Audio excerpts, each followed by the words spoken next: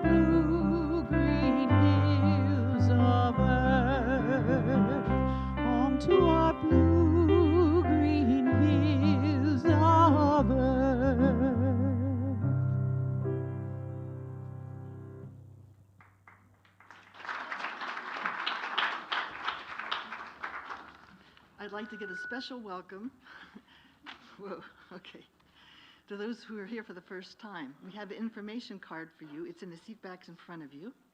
And if you're here for the first time online, you can let us know that you're here by clicking on the Connect with Us link on the Synopsis tab of the website streaming window. You can make a prayer request, request information, give us your contact information, anything like that in the Connect with Us link in the Synopsis tab of the website streaming window. And if you're on YouTube or Facebook, you can find that link on our website, unitycenter.org. Let me introduce our musicians for today. We have Julie Croteau, Rita Huber, Jim Turner, and R. Christian.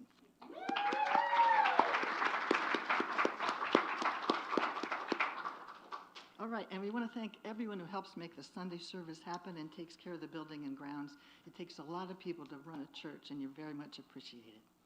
Today, we especially want to honor the ushers and greeters.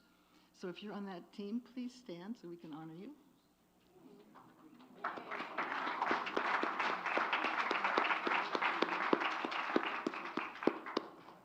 Excellent. Okay, at Unity, we believe in the power of prayer.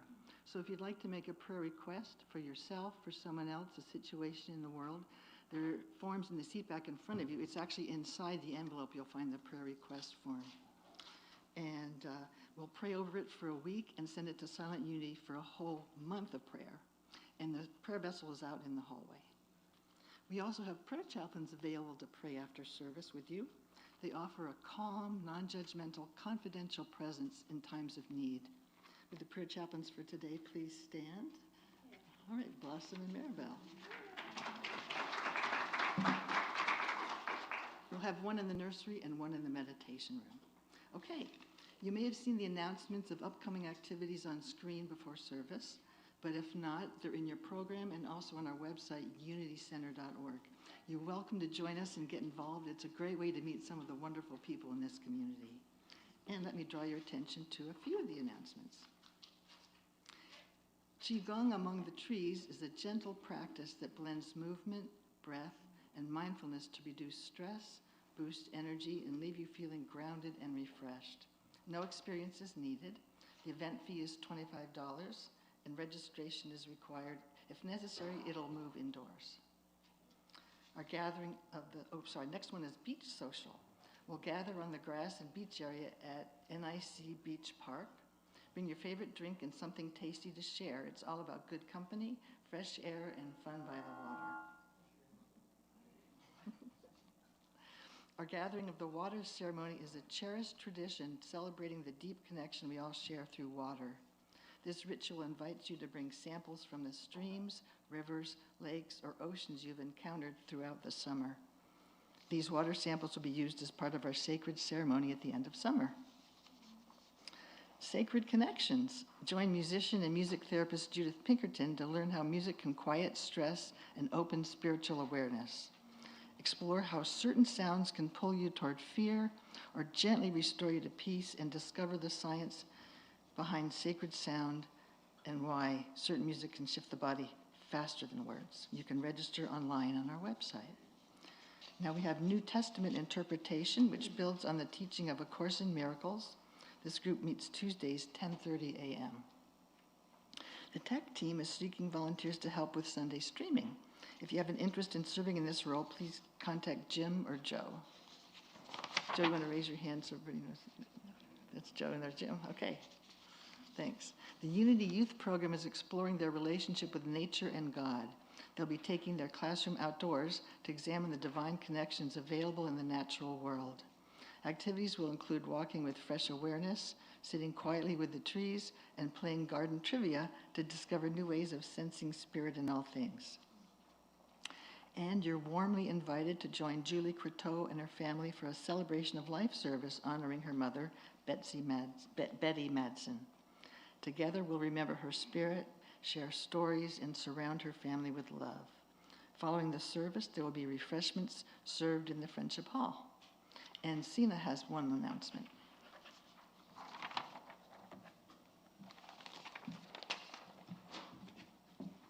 Good morning, everyone. How you doing? Good morning. So, my daughter has a goal here She is going to her first concert, and she only wants to raise $100. She raised $30 last week by washing cars here. Thankfully, we can do it again today, and all she wants is $100. Whatever else, their car washes are $10, and whatever else she gets, she's going to donate back to Unity. And if it's okay with everyone, we might use this as a whole, maybe like a whole thing for a whole day, and just start a fundraiser and just have it all come back to Unity. So, do you guys think that's a good idea? All right. So after the service, if you would like to get your car washed, go ahead and just try to find me, and I'll direct you to where you need to go, because it's all over the place right now. So, all right. Thank you. Namaste.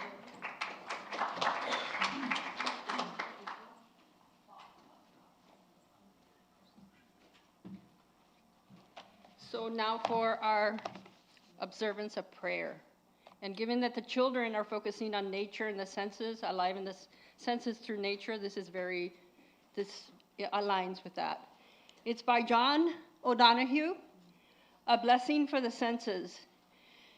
May your body be blessed. May you realize that your body is a faithful and beautiful soul and a friend.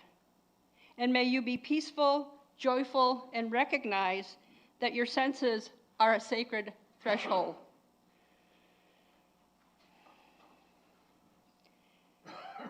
May you realize that holiness is mindful, gazing, feelings, hearing, and touching. May your senses gather you and bring you home.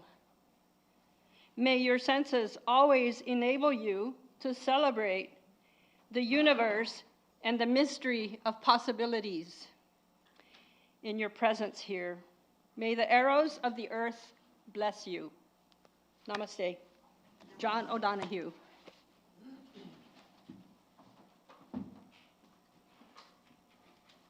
So let's prepare now for a moment of meditation. And we'll do that by singing together The Heart of the World.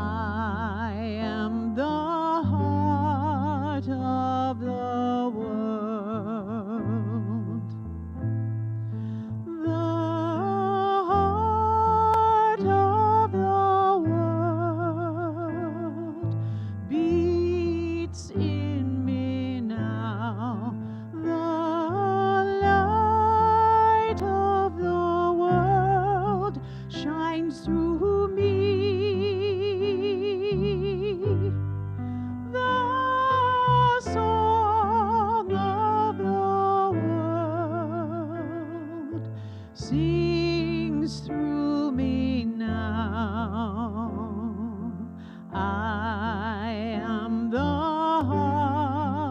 of the world. Let's sing one more time. The heart of the world beats in me now. The light of the world shines through me. The song of the world sings through me now. I am the heart of the world.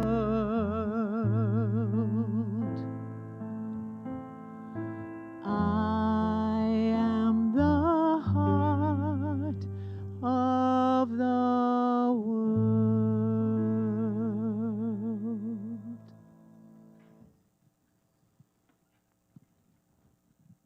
I'd like to do a meditation that I learned several years ago from my dear friend, Reverend Michael Moran, that I learned this a long time ago. Anyway, if you would close your eyes if you're comfortable, relax. Sit back into the chair like you're sitting into leaning into the arms of Spirit. And then let yourself go to some place that is comfortable, some place that's safe, some place you really like to be. Might be along a lake, might be in the mountains, might be at Grandma's house. Some place where you're safe and comfortable. And realize that you're not alone. You're with the great mystery. You're in the arms of Spirit. However it works, you're not alone as you're there. And as you move around through this place, you see some other people. You see someone you know, someone that maybe you love, is a close friend. And you'll notice that they too are with someone, the great mystery. Spirit has their arms around them, baby. And take a minute, look at them, see them, really feel their presence.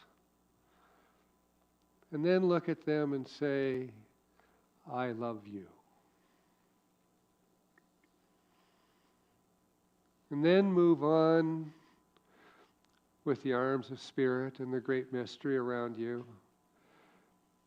until you see someone else, or maybe something else, something that's been difficult, or someone that has been difficult, something that you're dealing with, an issue, another person, and look at them. And look at their presence and notice that they're not alone either, that they are also in the arms of Spirit. And feel their presence, feel their energy. And then look into them and say, I love you. And then move on. Move around, look at the place where you are.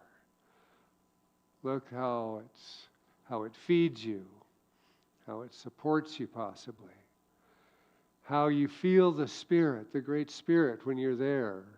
The great mystery flows out of it to you. Feel that. Look around and feel all of that. And say, I love you.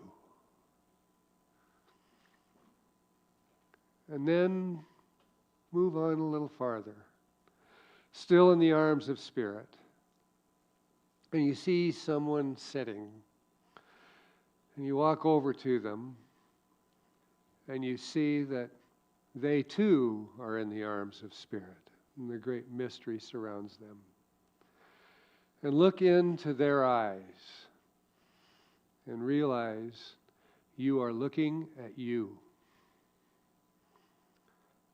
Feel that presence. Feel that Spirit, that energy. Feel their presence as you're there with them. And then look into their eyes, into your eyes, and say, I love you. Then move on and relax in the presence of this wonderful place where you are, in the presence of Spirit, in the presence of the great mystery. Now bring yourself back to this room. And thank you. Thank you, Spirit. Amen.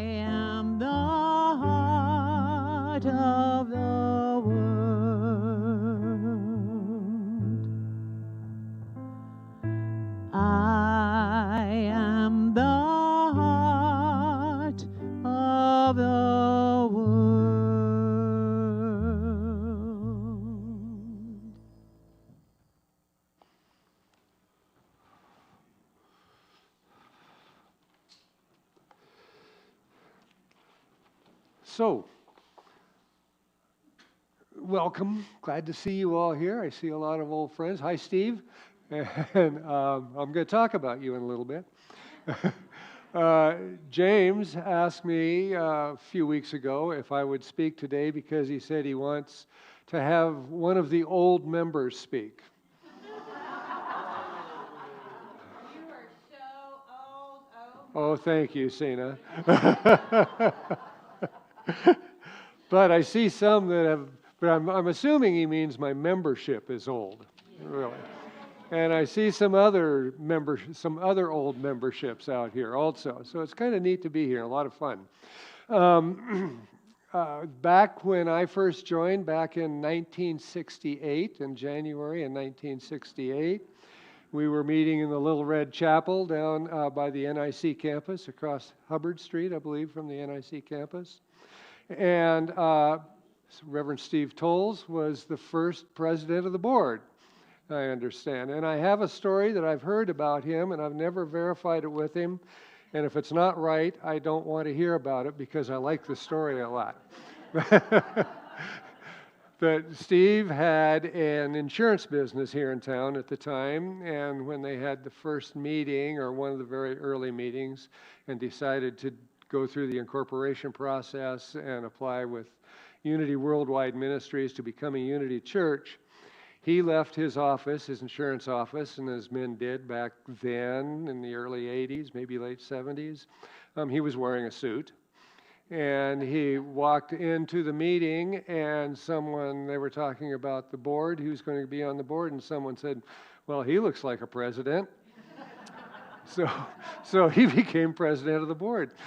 And don't correct me if that's not right. I like that story a lot, just like that.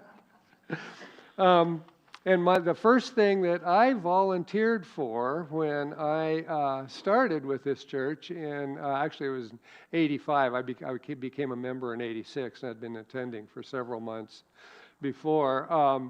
But they had just bought this 5-acre property here when I joined. It was they bought it from the Hoffman estate, which had been the Hoffman cattle ranch before that. And at that time, Hoffman Street ran from 4th Street down this way about 2 blocks. And then from there was just a track through the field is all. It was not a dedicated road at all. 15th Street didn't have curbs or sidewalks or anything like that. So we needed to fence this 5 acres. So that was my first volunteer project with, at that time it was Unity Church of North Idaho, was fencing this 5 acres to keep the cattle out. So I have, to try to tie it all together and tie who I am and so on, I brought a couple things that I written over the years that are kind of hopefully my own kind of way of tying our history, the history of the blended churches and everything back into this day and this minute right here, right now. And so the first one that I'm going to pick, these are all both pretty short. The first one is breath is a gift of nature. And sometimes when I'm writing, it's not unusual for me to feel the words like they're flowing through me. Almost like I'm breathing the words and feeling that spiritual energy, that universal energy of in and out flowing through me. Through the universal energy, the mystery, the force, whatever works. And so I start thinking in terms of my breathing, of the in and out, and so on. In many traditions, spirit means breath or wind. Our word for spirit is derived from the Latin spiritus, which means breath. For Greek, spirit is known as pneuma, and it's a term which also means breath. In Hebrew, the word ra, I believe it's pronounced, R-U-A-H, is synonymous with wind, and Yahweh is derived from the root H-W-Y. I believe it's still pronounced Yahweh, which also means wind. And it says that at Pentecost, the sound came from heaven like the rush of a mighty wind. So, like the wind, the mystery can be heard, but not necessarily seen. And it's constantly speaking to us and through us in so many ways. So how many times have you said or heard someone say they just had an aha moment? An aha, an inspiration. Aha really isn't a word. It's really a breath. It's an inspiration. Or if you misspell it, something I'm real good at doing, an inspiritation. So here's where I'm going to get weird with you for a little while, okay? But I love this stuff. Astronomer Harlow Shapley calculated that with each breath we take and exhale contains 30 quintillion atoms of argon. So 30 quintillion, that's 30 with 18 zeros. And each breath we breathe out, and that's just one element. That's just argon. So, but argon is a heavy gas, and the atoms remain close to the Earth and floating around close to the surface and don't dissipate out into space very far. So they're throughout the neighborhood here in a few hours, and in a week or so, they're across the country, and in about a month, they're all the way around the earth. So to make this personal, last week, James was telling us that his granddaughter had been born, I believe in Seattle, Reverend James. His granddaughter had been born, I think it was in Seattle, yeah, and about 3 weeks before. So some of that baby's, Emma maybe, some of that baby's first breath, the atoms from that baby's first breath are with us in this room now. I love that kind of stuff. And to take it the other way, and actually in a couple of weeks, I'm going to be needing some of the atoms from this room as I'm hiking the highland trails of Iceland. And and they'll be there too. So that kind of gives us an idea about how we're really connected all the way around the world, always have been. So with each breath we take, about 400,000 argon, we breathe in about 400,000 argon atoms that Gandhi, Buddha, Jesus, or Hitler had breathed in their lifetimes also. So that takes us back to where we are, to our very beginning. In other words, each human breath samples the snorts, the sighs, the bellows, the shrieks, the cheers, and the spoken prayers from prehistory through our historic past, and it likewise contributes to our collective future. So it's all one big piece. Our at-one-ment, which is sometimes used, a term sometimes used around this, with our earthly habitat is such that each breath we visit our entire past and we connect to our collective future with each breath we take. So I brought a piece, another piece, and I thought when I started writing it that it was going to be about a hike I took in the Wyoming wilderness, the Jim Bridger wilderness, into the Wind River Range. And I had been in there, and I came out, and I thought I was going to write this because I had a deadline to write about the trail, about the hiking, the photography. And I ended up writing about breathing. It's funny how that works. So anyway, with the trailhead at over 9,500 feet, so just to put that in perspective, my Apple Watch says we're at 2,242 feet right here. You're a foot lower. So I don't know how accurate these are. So the trailhead was at 9,500 feet, and breathing was a bit taxing. I constantly felt about the same as I do when I've just run the steps at home about 3 times. Not really out of breath, but needing a little oxygen supply for the intake. And to prepare for the hike, we had been camping for a week or so at 7,000 and 8,000 feet and hiking up into the 10s, day hiking up into the 10s to get ready for this hike.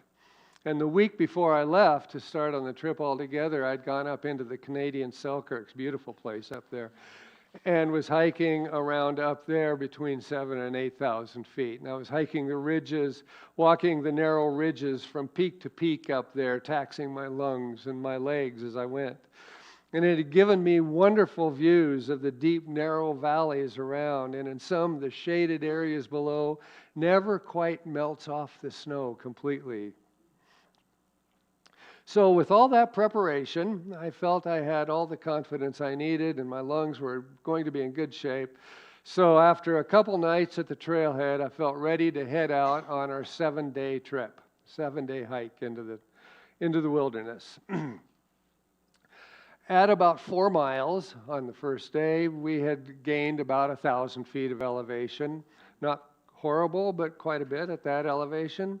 Anyway, we gained about 1,000 feet, and we stopped for a rest at a place called, with good reason, called Photographer's Point. And I was feeling rather oxygen deprived, as you might think, but I was doing fine. And then the sights, they took my breath away. Several gray, stony spires pierced the sky, still gripping against the forces of time, snippets of ancient glaciers. It was awe-inspiring to look into the valley bottoms at less than 7,000 feet, up to the tops of those spires at 13,500 feet, some of them, and more. And while standing and looking, I noticed my breathing, which I usually take for granted, but at that altitude, it was ever present in my consciousness. And I couldn't help but remember a quote from my friend Christina Baldwin when she said, "And what is breath?" I just love this. What is breath? Nature. Nature's gift. The exhalation of trees. Nature's gift. The exhalation of trees. Made me jealous when I heard that. There would be several breaks during that week, both to draw in the precious views of nature and to draw in the precious gift of nature, breath. Our teachers, and we teach it ourselves too, teach others to breathe whenever the stresses of life seem to be appearing and getting difficult.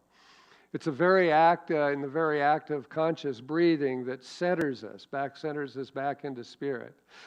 Often we think that breath and spirit are the same, and for many people, life begins with the first breath. In the book of Job, it says, "The Spirit of God has made me, and the breath of the Almighty gives me life." So spirit breathes us, while breath creates life all around us. More than anything else, it connects us to all the rest. We share it with everything, the plants, the animals, even the earth itself. Its very essence is more than the sum of the parts. In fact, it is the mystery. No living organism can last more than a few seconds without it. So back in the wilderness in Wyoming, the awareness of breathing was ever present. And as I moved on, I hiked deep into the valley streams, crossing, and the awareness was always there. Hiked up over saddles and through gaps, and the awareness was there. Then to the tree line and beyond, and the awareness was still there. I was feeling my lungs, always asking for just a little more, but never suffered any real symptoms of altitude sickness. One morning when we woke up, there was frost on the tent that I was in and on the vegetation all around.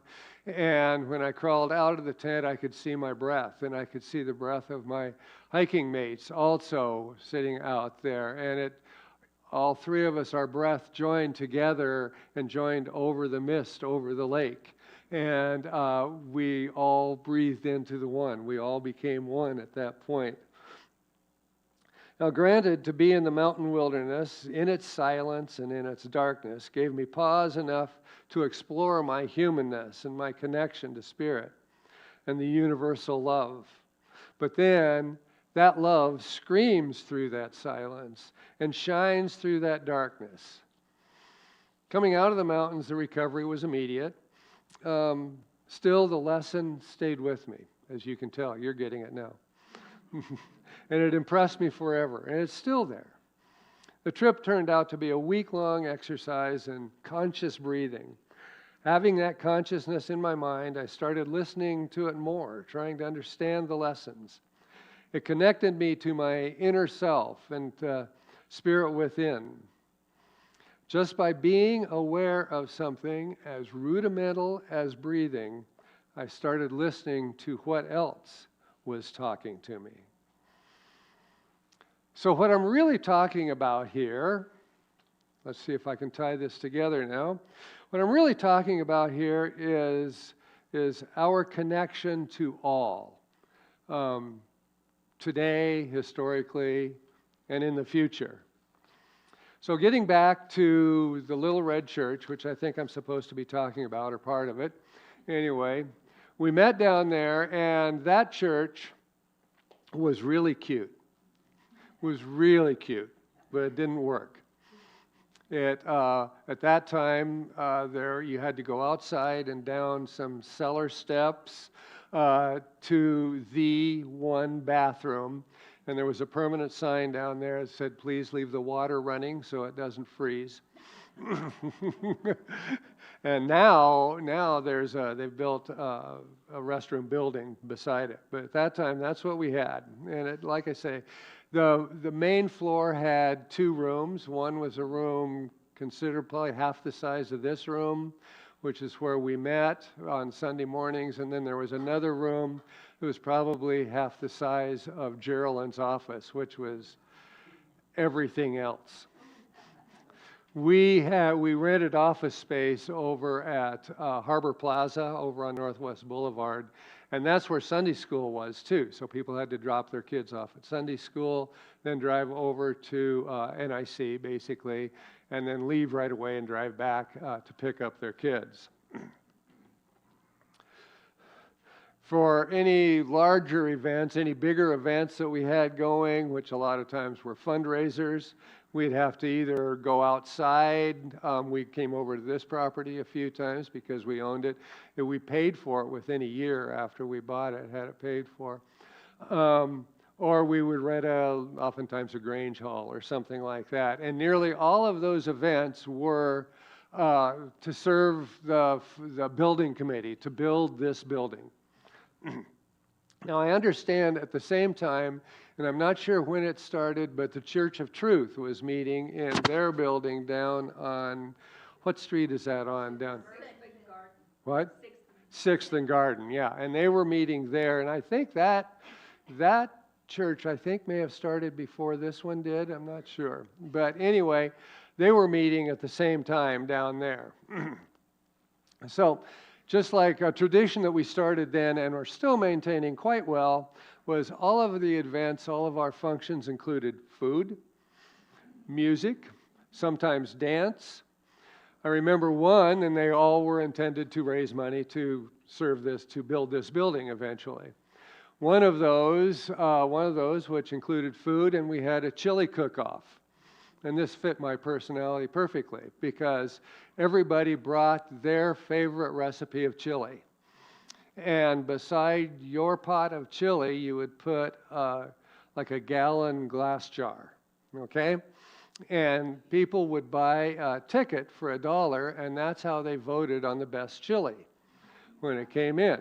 You could buy as many tickets as you wanted. You could vote as many times as you wanted. You see where this is going? So you bring your chili in, you buy $100 worth of tickets, put it in your jar, maybe take a handful out of somebody else's jar. A little graft, we had a lot of fun with it. If I remember correctly, one time it was, believe it or not, a vegetarian chili that won. So we had fun with that. We also had a Kiss a Pig event, where for $10 you could kiss a pig that we had there. Well, not as cute as you, but anyway. So anyway, if that doesn't sound like a lot of fun, you could take that $10, or I could take that $10 and buy Jim Sullenberger's chance to kiss a pig. That's when it got fun. That's when it got fun. Everyone was watching their back. It was a good time. We had a good time with that. So when we were getting ready to build this place, we were still having fun. We were also a strong spiritual community. And you think about all of those events, you think about that church down there, you think about the Church of Truth down on 6th and Garden, and those argon atoms I was talking about earlier, they were being breathed there. And they're here in this same room now, all these years later. So that takes another connection to our history, a real physical connection. In 95, I was asked to join the board, 1995. I was asked to join the board because someone had resigned from the board and they needed to fill that position for the rest of that term. And so I agreed to do it and then ran again afterward. But when I got the phone call asking me if I would serve on the board and fill out that position, they said that the board is made up of all women with one man, and they wanted another man. So I was a DEI hire. So, get another man on the board there.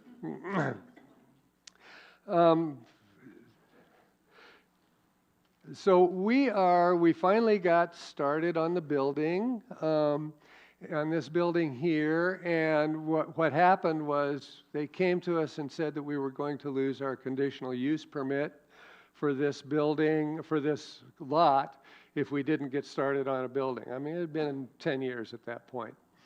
And so we decided that we would start with this, and this was one wing of that original plan. And who knows if it'll all get done or not, but this is working for now. But this is one wing. This was the education wing. This room that we're in was designed to be, I think, 6 classrooms with a hallway down the middle, divided into 6. And then this triangle up here was going to be a prayer chapel, just a quiet prayer chapel. So that's what we built then. The rest of the plan was straight away from this one going over that way, was a fellowship hall, which included a full kitchen and everything. In fact, there was even talk of a commercial kitchen. And then teeing off of that between the two wings was the main sanctuary. It seems like that main sanctuary was originally planned between 500 and 600 seats.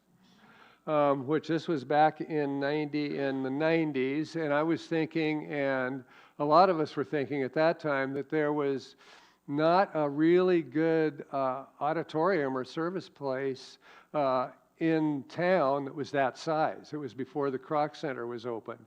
There was the Lake City Playhouse down on Garden Avenue that holds about 200, and then there was the NIC Auditorium that holds about 1,200, and there was really nothing in between. So part of the thinking was that this could also be an event center. We could have concerts and even plays and things like that in that facility. So that was kind of what fed the size of it as we got started on it. But we finally got this done in 97 and moved in 97. I believe it was Mother's Day, wasn't it? Do you remember? I think it was Mother's Day of 1997 that we dedicated the building. And so a lot of people that are here now, some of the people that are here now were here then, and we're bringing in their energy and those argon atoms from all over the place and starting the connection that was going to be the future of this place, this facility. So the ministers that we've had since I've been involved, and Steve might be able to help me on this. The first one that I know of for sure was David and Alice Dirksen, who... What? Oh, just Alice? Okay. And they were in Spokane, right? And so Alice was coming over and serving as a minister here. And was there anyone between Alice and Marilyn, do you remember? Julie Keene? And Chuck Hancock? Okay. Now, I don't know those people at all. And I don't know who was the minister at the Church of Truth at that time. Dennis. Who? No, it wasn't. No, it was his. Yeah. Anyway, they were meeting there in their building at the same time that we were doing here. So then, when I became involved, Marilyn Muehlbach was the minister here. And she retired in, I think, 2005 or 6, along in there. I know that in 2004, she married Linda and I, and it was after that. So that's the date I've got set in my mind. And then we brought in Barry Bernard as an interim minister, who signed a 1-year contract and said that it would not be renewed, and he came in intending to work us through this transition because by that time Marilyn had been here for 20 years. or around 20 years. And he worked with us several meetings every week, working us through. One thing he taught us that really stayed with me was, and I don't think this is too uncommon when a minister is in the same place for a long time, and this certainly isn't Marilyn's fault at all, but a lot of us, myself included, kind of looked at this as Marilyn's church.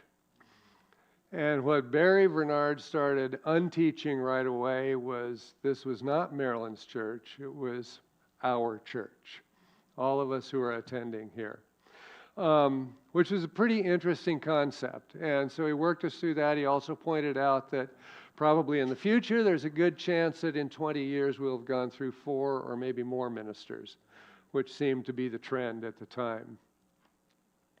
So after Barry's 1 year here, John Considine came in, and John was here for a couple of years with us, and then just needed to move on to when he wanted to get back to Detroit, where he had family and so on. So he went back to Detroit, and then Deidre Ashmore was hired first as an interim. She was working as the assistant minister at the Spokane Church in the South Hill. And she was hired first as an interim minister, and then we hired her as the permanent minister, permanent senior minister, after several months, maybe a year, something like that. And so she was with us for about 9 years until she retired.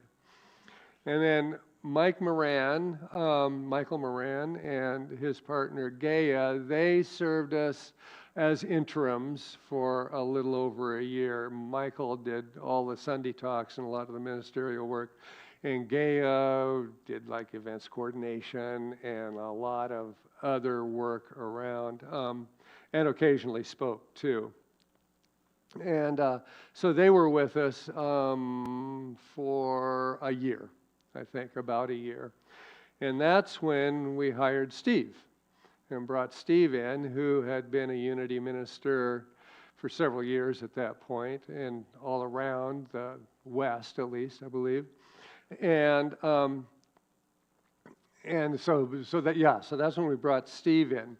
Now, I have a fun story, a unique story about Steve and Deidre, because Steve and Deidre were classmates from kindergarten through high school in Kellogg. And Deidre's dad was an officer in the mines up there or something, and Steve's dad was a judge up there, so they'd been up there. Neither one of them knew anything about what a unity was.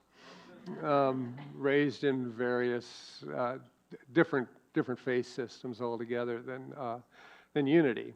And then Steve went off to college, came back, like I said, had an insurance business, and then decided to go to Unity Village and become ordained as a minister.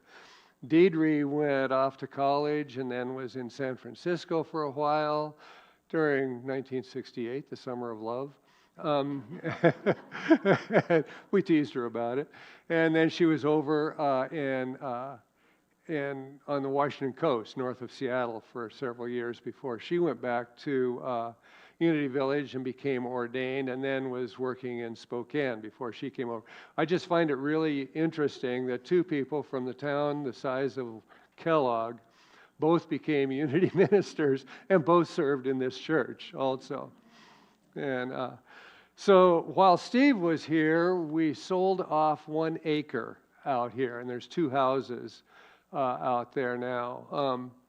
This was this worked out real well for us. It added to our success, I think, a great deal, because I'm from my family are all agribusiness people, and we used to joke all the time. The standard joke, in fact, is that farmers are land rich and cash poor. And that's pretty much what we were. We had a piece of property here that was really growing in value a great deal, and our cash flow was sketchy most of the time. And that changed that. So we sold that off, and that helped a great deal. And then Steve was here 5 years? 3 years, excuse me, okay.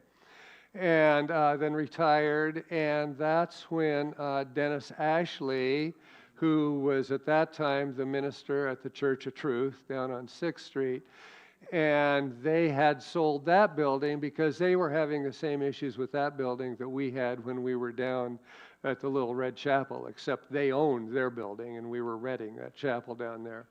But they were coming up against a bunch of upgrades that needed. It was a 100-year-old building and a bunch of upgrades that needed to be made, and those upgrades then all had to bring everything up to the current codes, and it was probably more than unaffordable. It was pretty much impossible with that facility. So they had sold that property and was meeting in storefronts and things like that.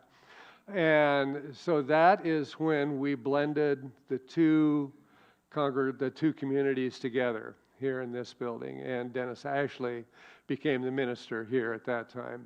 And so that's kind of, and Dennis was here for 2 or 3 years, and that's when when he retired, and then James Kress we hired last October.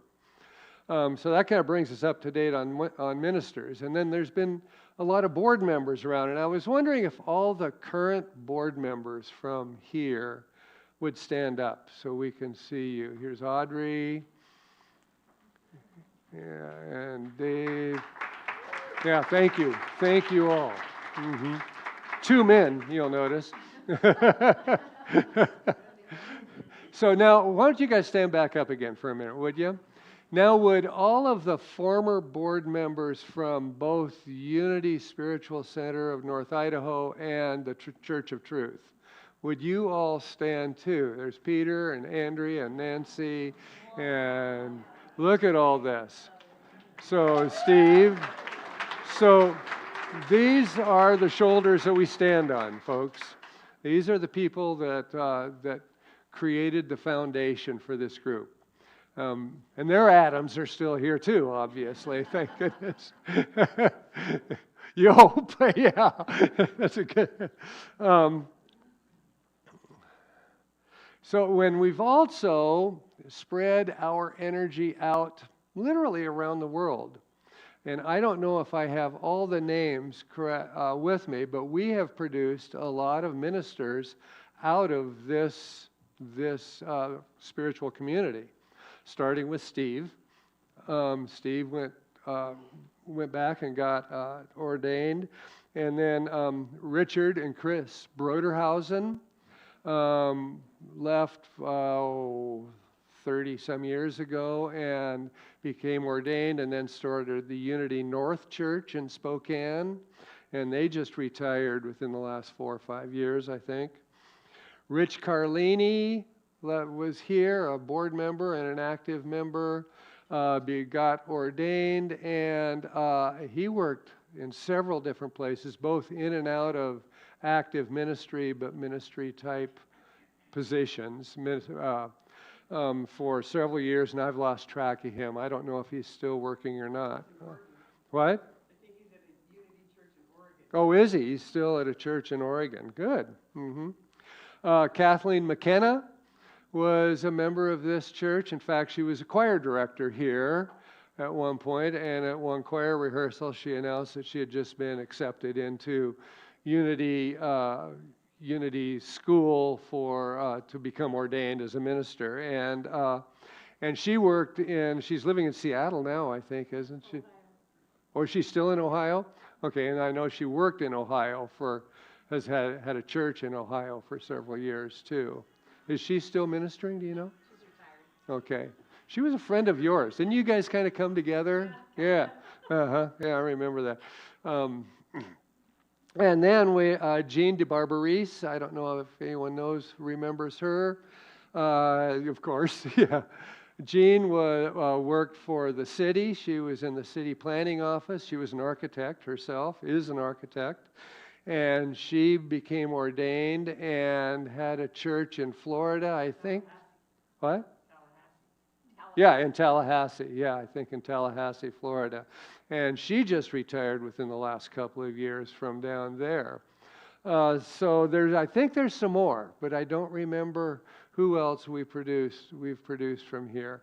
Plus we've... Also, the Alliance of Divine Love has ordained 5 ministers from our congregation. Yeah. Oh, really? Yeah. Okay. Who are those? Do you know? Carolyn, for one. David. Mark Snyder. Mark Snyder. Mark Wilson. Amber. Yeah. Okay, Amber Burr. And so we have spread this energy out literally around the world with teachers. We have another one in class right now. Do we? Susie Hicks. And Susie Hicks is in class right now. That's right. I knew that. And so that's another way that we have spread our energy out. The two communities now blended together have spread the energy out. Does anyone know, has any ministers come out of the Church of Truth, that anyone from the Church of Truth became a minister? I don't know of any. I was only in that building once or maybe twice, so I'm not real sure. But they were there for a long time, I know that. So then, some other things that we have offered to the community, and I think has been good for the community, is both here and down at NIC.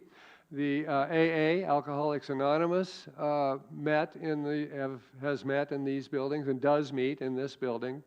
Actually, AA, indirectly, AA is the reason I got involved ultimately back in '85. A dear friend came home one time and said, came home from an AA meeting and said, they're doing something down there at that church that I think you'd really like. And I but they said they're doing the Bill Moyer and Joseph Campbell series, The Power of Myth. And I was a Joseph Campbell fan. I loved that stuff. I love mythology and philosophy and all of that. So I ended up going down there, but I was only going to go down there on Wednesday. I sure is not going to get involved with anything for the next 40-some years. That's for sure. That's for sure. So AA has met with us for years. We have sponsored. We've been a pickup place for the food bank. We've been a pickup place for Coats for Kids. We've been active with Family Promise for many years. We've been active with Turkeys and More for many, many years. We are a member and have tithed over the years to Unity Worldwide Ministries and the Unity Northwest region. And in fact, we've provided officers to both of those. Weren't you an officer in the region once, Steve, for a while? Yeah. And Marilyn was on the board and, in fact, president of Unity Worldwide Ministries for a while years ago also. So we have sent our energy into all of these other spots, Some other things that we've done is we've had a booth at the Pride in the Park for several years, or we did have a booth at the Pride in the Park for several years, and we used to do a float for the 4th of July parade, which was fun with lots of music and so on. So as I was working with this, one of the favorite things I do here now is my Wednesday mornings with the God and Coffee group. Yeah. And there's a few of us here. And a few weeks ago, Deborah brought in, and I believe this is a book also, isn't it, Deborah? Yeah. And it's Ubuntu, is that how I pronounce that? And it's Southern Africa language. And it means, I am me because we are us. And it just feels like this group to me. It really does. I'm very comfortable with that. So I just got my wood all cut and put away for the next winter. And so I've got a joke that I'm going to wrap this up with. There was this old guy that was out chopping wood. And a young fella came walking down the lane and stopped and was looking at him. And the old guy said, yeah, what do you need? And the young guy says, well, I was looking at that axe. that looks like a really nice axe. The old guy said, you know, this axe is over 50 years old. And the young guy said, wow, look at that. There's still varnish on the handle. There's even a label on the head from the hardware store. And the old guy said, well, in 50 years, I've gone through 4 heads and 6 handles. And it kind of reminds me of us. We are the same, and we are changing and different, too, at the same time. So thank you very much.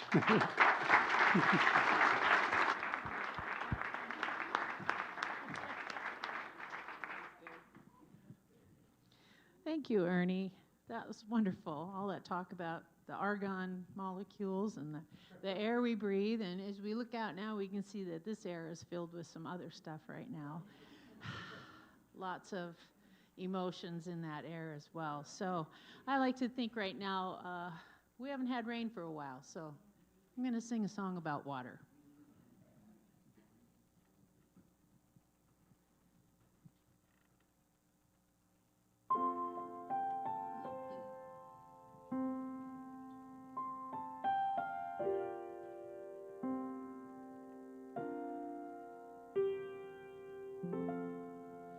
Oh, let all who thirst, let them come to the water.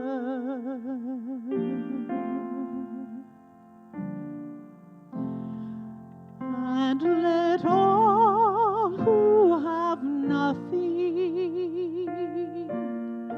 let them come to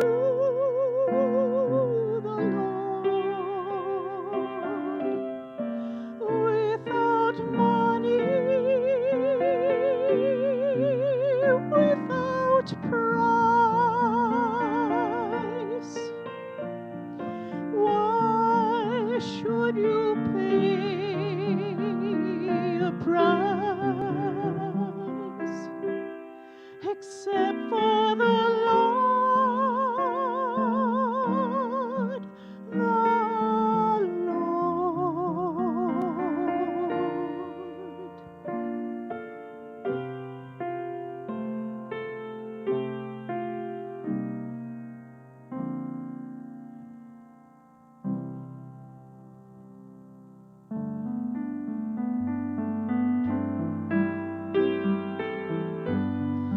and let all who toil, let them come to the water.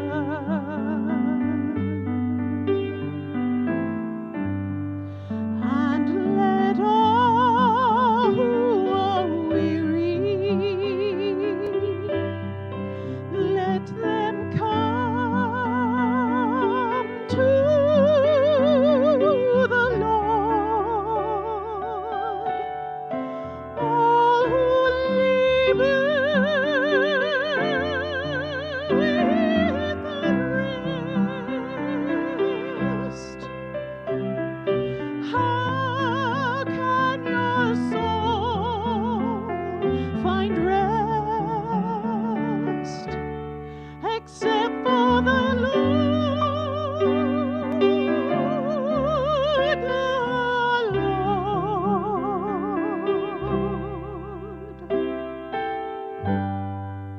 And let all the poor, let them come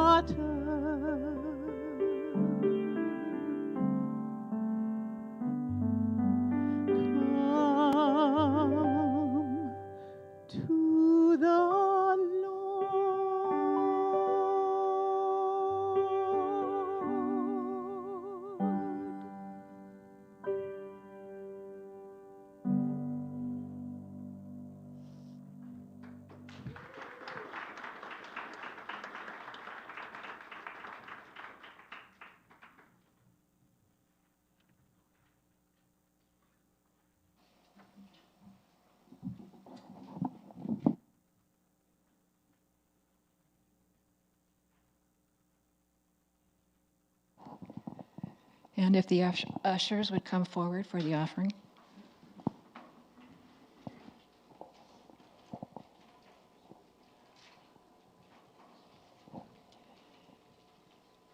And if we could say the offering statement together, if I can remember it. Oh, good.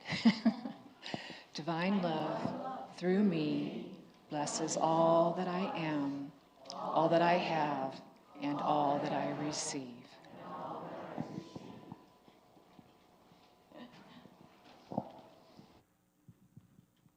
Okay, while they're passing the bags, we're going to sing a little bit.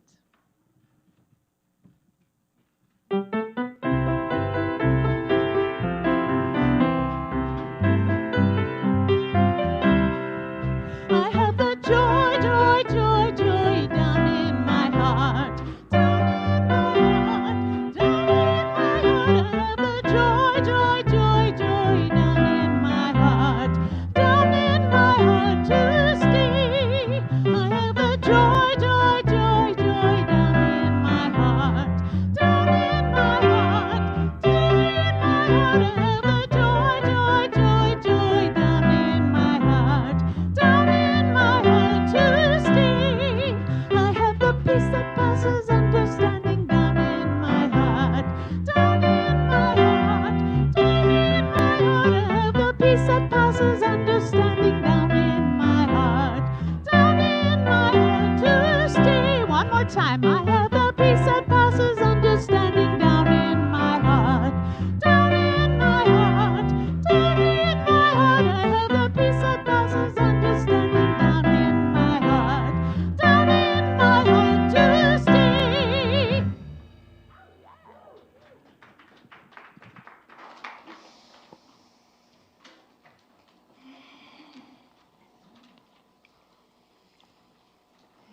I'll get there.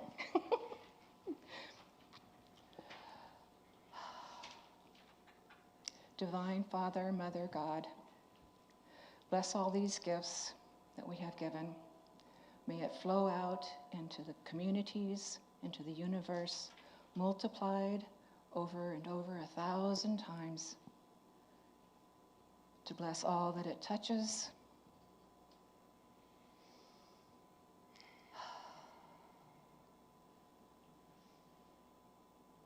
All that it flows, all the argon atoms into the universe and beyond. Amen. Amen.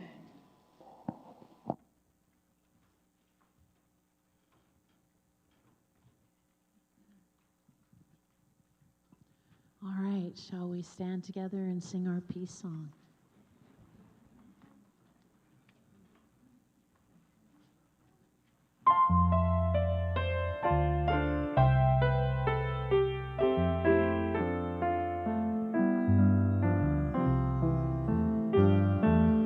Let there be peace on earth, and let it begin with me. Let there be peace on earth, the peace it was meant to be. With God our Creator,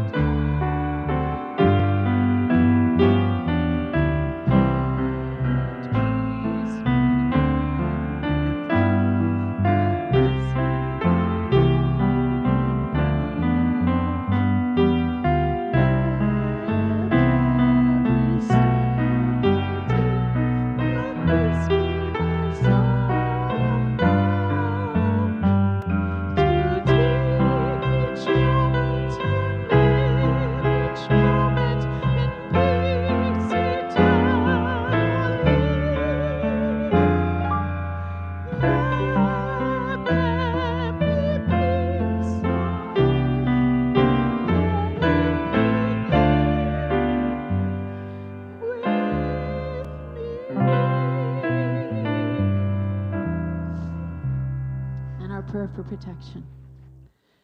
The light of God surrounds us. The love of God enfolds us. The power of God protects us. The presence of God watches over us. Wherever we are, God is, and all is well.